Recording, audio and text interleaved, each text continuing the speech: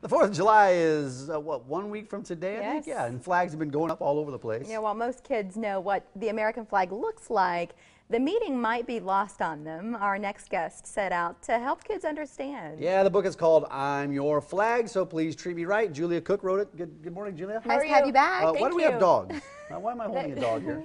Well, you know, We love it's kind them. of the trademark. Yeah. They're your dogs, though, right? That's right. Yeah, you bring them with you. Well, they're wherever you go. used to teach kids about not getting kidnapped, and they have absolutely nothing to do with the flag book. But, No. But they you know. travel with you, and you take them into That's right. schools, That's and right. they're kind of your little They're kind of companions. fun. They Yeah. do. So you took an interesting point of view on this book. Tell us about why you wrote it and what it's about. When a kid sees the flag, I want them to say, hey, that's my flag. And I figured if I wrote a book on boogers to teach kids to respect their boogers through the boogers' point of view, we ought to be able to teach kids about the Yes, flag. That's a good so point. how did you make that happen? Well, I wrote it from the flag's perspective. Yeah. I was at a school one day, and the national anthem was playing, and kids were still playing hacky sack during the national anthem. And then a kid lowered the flag off the pole, and instead of folding it up, he put it around his neck and ran around the playground with it. And then when you're in schools all the time, you watch kids say the pledge, and they just kind of do it rote. You know, by rote, it doesn't mean anything, and it's like the kids just don't understand why our flag is important. So I did it through the eyes of the flag and the different, you know, what I used to look like. I used to look different, but now now I have 50 stars, and what they stand for, and what the red and white and blue stands for. And so many sacrifices have had to be made. Well, they're you know, teaching for the that stuff flag. in school, though, aren't they? I mean, you just maybe They're it's just teaching so much in school, and they have to worry about test performance and stuff. And you know that. And you know, the flag is something that's for everybody. It's the symbol for all Americans, you know, regardless of their political affiliation. So it's not Democrat or Republican or Independent or anything. and you had a retired colonel I contribute did. to the book. Leo Thorsness, he's a Vietnam veteran, POW, and Medal of Honor recipient who was in captivity for 6 years at the Hanoi Hilton. And he has a brilliant, cool story of how when he sees the flag, what he thinks about it, and how many people have sacrificed their lives for our flag. yeah. It's in the front cover. You also had a general that showed some interest in the book, Oh, right? General Colin Powell requested a copy, and so it was Just sent to him yesterday. yesterday. Uh-huh. Yes, and so Wow. very What an excited. honor. I just want our kids to understand. I feel they're kind of a little bit ignorant maybe in why our flag is important, and it's a great timing. You know, 4th of July. We're so patriotic at that time, but it means a lot. And What ages do you recommend for this book? K-50. Yeah? Everybody. I hope. You know, I mean, Everybody. it's cute, and, Yeah.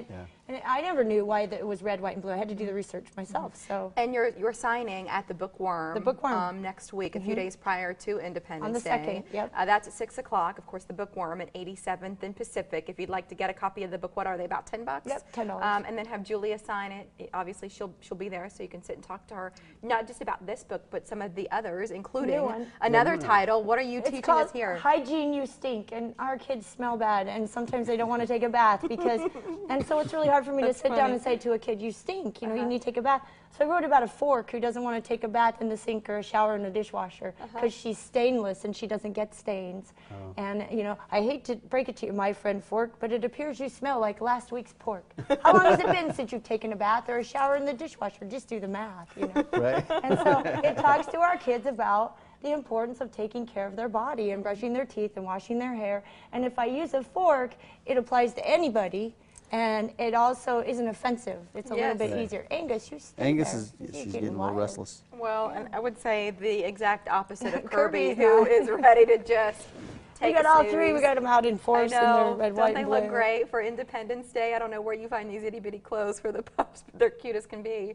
How many books have you written There's total now? 74 total now. So. Wow, and for our viewers who aren't familiar with your background, how did you get into writing books for kids, and what were you doing prior to? I was a school teacher turned counselor and couldn't figure out a way to teach the kids about tattling, and wrote a story, and it ended up getting published. You know, in order to teach a child, you have to get into their worldview.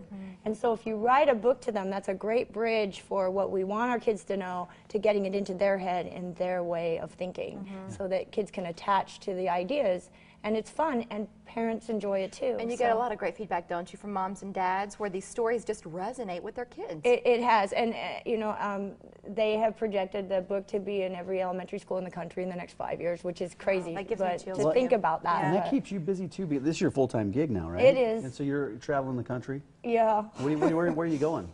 I just got back from New Zealand. We did some schools over So there. traveling the It's world crazy. might have been a better way Yeah. to phrase it. This is Julia's website where you can learn more about the books we've discussed today and the dozens of other titles there. If you're a parent or a grandparent, and listen, we know reading is so important, but having a message, well, that's important too. And Julia, we appreciate you bringing this Yeah, one, and I especially can't- for 4th of July. You cranked out so many. When you first started coming on the show about 4 years ago, how many were you up to? What, 50 books, and now you've written another? No, you know, I have 2 publishers, about 9 illustrators, and some really good people that help me, and I love it. I feel very blessed Crank to be them able out, to do yeah. this. Talk about purpose. It's fun. Well, my kids love them. Oh, thank Yes. you. You know, Grayson has got a special place in his heart for your books. Oh, I love him. He's a darling. We love you, Julia. Thank Thank you you. for coming Thank and you bringing very the much. pups. We always enjoy Happy their company. 4th. Here, I've got it. Here, okay, Mike, you go. Okay, I feel I like don't want to wake her up. Oh, no, she can. Okay. that's great.